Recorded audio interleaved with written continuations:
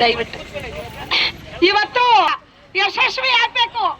ಯಾಕೆ ಇವತ್ತು ಬೀದಿಗಿಳಿ ಅಂತ ಇಡೀ ನಮ್ಮ ಕಾರ್ಮಿಕರು ಇವತ್ತು ಗಮನದಲ್ಲಿದೆ. ಸರ್ಕಾರ ಇವತ್ತು ಯಾವ ರೀತಿಯಲ್ಲಿ ಮೊನ್ನೆ ಒಂದು ಬಜೆಟ್ ರಿಲೀಸ್ ಮಾಡ್ತು, ನಮಗೆ ಒಳ್ಳೆ ಮಾತುಕತೆ ಕೊಡ್ತು ಕೇಂದ್ರ ಸರ್ಕಾರ.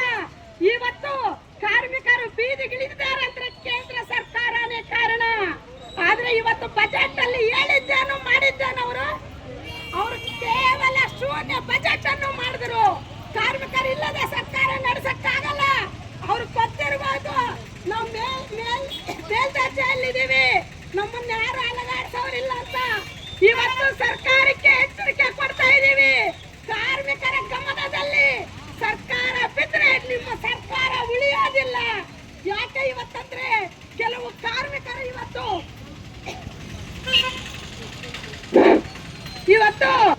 ಬಿಸಿ ಊಟದ ಕಾರ್ಮಿಕರು ಇವತ್ತು ಇದ್ದೀವಿ ಸ್ವಾಮಿ. ಸರ್ಕಾರ ಹತ್ರ ಇವತ್ತು ಕೇಳ್ತಾ ಇದೀವಿ, ನಮ್ಮನ್ನ ಕಾಯಂ ಮಾಫಿ ಮಾಡಿ ಗೌರವಧನ ಕೊಡೋದಕ್ಕೆ ಈ ಸರ್ಕಾರಕ್ಕೆ ನಾಚಿಕೆ ಆಗಲ್ವಾ?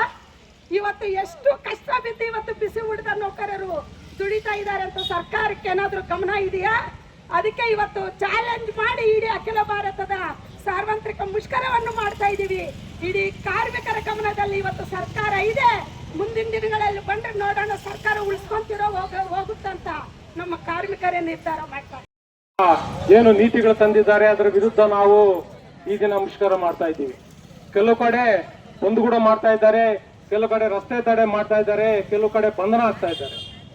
ನಾವು ಇಲ್ಲಿಗೆ ಬಂದಿರತಕ್ಕಂತ ವಿಚಾರ ಏನಂದ್ರೆ, ಏನು ಮಾನ್ಯ ಕೇಂದ್ರ ಸರ್ಕಾರದ ಒಂದು ಮೊನ್ನೆ ಪಾರ್ಲಿಮೆಂಟ್ ಅಲ್ಲಿ ಸುಮಾರು 29 ಕಾನೂನುಗಳನ್ನು ರದ್ದು ಮಾಡಿ 4 ಸಂಹಿತೆಗಳನ್ನು ಜಾರಿಗೆ ಮಾಡಿದ್ದಾರೆ.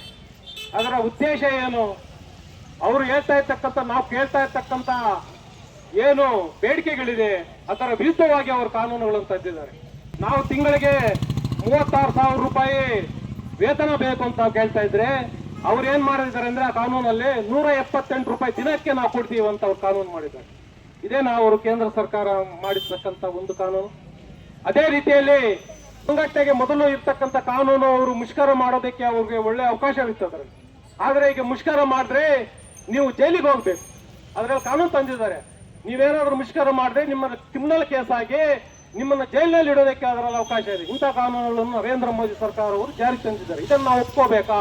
ಕಾರ್ಮಿಕರ ದೇಶದ ಏನು ಉತ್ಪನ್ನವನ್ನು ನಾವು ಶ್ರಮವನ್ನು ಹಾಕಿ ಈ ದೇಶದ ಉತ್ಪಾದನೆಗೆ ಅಗತ್ಯವಾದಂತ ಇರುವ ಕಾರ್ಮಿಕರ ಶಕ್ತಿಯನ್ನು ನೀವು ಇಂಥ ಕಾನೂನು ತಂದ್ರೆ ನಾವು ಸುಮ್ಮನೆ ಇರಬೇಕಾ? ನಾವು ಹೋರಾಟ ಮಾಡಬಾರ್ದಾ? ನಾವೇನೋ ಇಲ್ಲಿ ಹೋರಾಟ ಮಾಡ್ತಾ ಇದ್ದೀವಿ, ನಾವು ಯಾವುದೇ ಸಾರ್ವಜನಿಕರಿಗೆ ತೊಂದರೆ ಕೊಡ್ತಾ ಇಲ್ಲ. ಆದ್ರೂ ಪೊಲೀಸ್ನವ್ರು ಇಲ್ಲಿ ನಿಮ್ಗೆ ಬೇಡ, ನೀವು ಇಲ್ಲಿ ಬೇಡ, ನೀವು ಹೋಗಿ ಅಲ್ಲಿ ಮೂಲೆಯಲ್ಲಿ ಮಾಡಿ ಅಂತ ಹೇಳ್ತಾ ಇದ್ದಾರೆ. ಎಲ್ಲಿ ಬಾಗೇಪಲ್ಲಿಯಲ್ಲಿ ಅರ್ಧ ಗಂಟೆ ರಸ್ತೆ ತಡೆ ಮಾಡಿದ್ದಾರೆ. ಅಲ್ಲಿರುವಂತ ಕಾನೂನು ಏನು, ಇಲ್ಲಿರತಕ್ಕಂಥ ಕಾನೂನು ಗುಡ್ಬಾಟೆಗೆ ನಮಗೆ ಏನ್? ನಾವೇನ್ ನಿಮ್ ಪೊಲೀಸರ ವಿರುದ್ಧ ನಾವೇನೋ ಹೋರಾಟ ಮಾಡ್ತಾ ಇದ್ದೀವಾ? ನೀವು ಪೊಲೀಸ್ನವ್ರು ನೀವು ಸುಮಾರು 1 ವರ್ಷಗಳಿಂದ ನೀವು ಹೋರಾಟ ಮಾಡಿದ್ದೀರಿ ನಿಮ್ಗೆ ಬೇಡಿಕೆಗಳಿಗೋಸ್ಕರ. ನಾವು ಅದೇ ರೀತಿಯಲ್ಲಿ ಕಾರ್ಮಿಕರಿಗೋಸ್ಕರ ನಾವು ಬೇಡಿಕೆಗಳನ್ನ ಇಟ್ಕೊಂಡು ನಾವು ಹೋರಾಟ ಮಾಡ್ತಿದ್ದೀವಿ. ನಾವೇನು ಸಾರ್ವಜನಿಕರು ತೊಂದರೆ ಕೊಡ್ತಿದ್ದೇವೆ? ಕೆಲವು ಕಡೆ ಬಂದ್ ಮಾಡಿದ್ದಾರೆ ಇಡೀ ನಮ್ಮ ಭಾರತ ದೇಶದಲ್ಲಿ. ನಾವು ಏನು ಈ ಬೇಡ, ಈಗ ತೊಂದರೆ ಆಗುತ್ತೆ ಸಾರ್ವಜನಿಕರವಾಗಿ ನಾವು ಒಂದು ಮುಷ್ಕರವನ್ನು ನಾವು ಹುಡ್ತಾ ಇದ್ದೀವಿ. ನಮ್ಗೆ ನಮ್ಮ ಸಮಿತಿ ತೀರ್ಮಾನ ಮಾಡಿತ್ತು, ನೀವು ರಸ್ತೆ ತಡೆ ರಿಜಿಸ್ಟ್ರೇಷನ್ ಇಲ್ಲ, ಈ ರೀತಿಯಲ್ಲಿ ಕಾನೂನು ತಂದಿದ್ದಾರೆ. ಅದೇ ರೀತಿಯಲ್ಲಿ ಹೆಣ್ಣು ಮಕ್ಕಳಿಗೆ ಹಗಲೊತ್ತಲ್ಲಿ ಏನು ಕೆಲಸ ಮಾಡಬೇಕೆಂದು ನಿಯಮ ಇತ್ತು. ಆದ್ರೆ ಈಗ ಬಂದಿರತಕ್ಕಂಥ ಕಾನೂನಲ್ಲಿ ಏನಿದೆ, ನೀವು ರಾತ್ರಿ ಹೊತ್ತಲ್ಲಿ ಕೂಡ ಅಪಾಯಕಾರಿ ಕೆಲಸಗಳಲ್ಲಿ ನೀವು ಕೆಲಸ ಮಾಡಬೇಕಂತ ಒಂದು ಪರವಾಗಿ ಅನ್ಯಾಯ ಆದ್ರೆ ಅದರ ವಿರುದ್ಧ ಹೋರಾಟ ಮಾಡಿ ಮತ್ತು ಕಾರ್ಮಿಕ ನ್ಯಾಯಾಲಯಗಳನ್ನು ಸ್ಥಾಪನೆ ಆಗಿದೆ. ಅದರಲ್ಲಿ 1 ರೂಪಾಯಿ ಹೆಚ್ಚಳ ಮಾಡ್ತಿದ್ದಾರೆ. ಪ್ರತಿಯೊಂದು ಇವತ್ತು ಇದೇ ಸರ್ಕಾರಗಳು ದೊಡ್ಡ ದೊಡ್ಡ ಬಂಡವಾಳಶಾಹಿಗಳ ಪರವಾಗಿದ್ದಾವೆ, ದೊಡ್ಡ ದೊಡ್ಡ ಕಾರ್ಪೊರೇಟ್ ಕಂಪನಿಗಳ ಪರವಾಗಿದ್ದಾವೆ. ಯಾಕೆ ನೌಕರರನ್ನು ಅವರು ಗುರುತಿಸ್ತಾ ಇಲ್ಲ? ನೌಕರರು ಒಂದೇ ಒಂದು ದಿನದ ಉತ್ಪಾದನೆ ನಿಲ್ಲಿಸಿದ್ರೆ ಇಡೀ ದೇಶವೇ ಸ್ಥಗಿತ ಆಗುತ್ತೆ ಅಂತ ಅವ್ರಿಗೆ ಗೊತ್ತಾಗಬೇಕಾಗಿದೆ. ಅವರಿಗೆ ನಮ್ಮೆಲ್ಲರ ಪರ.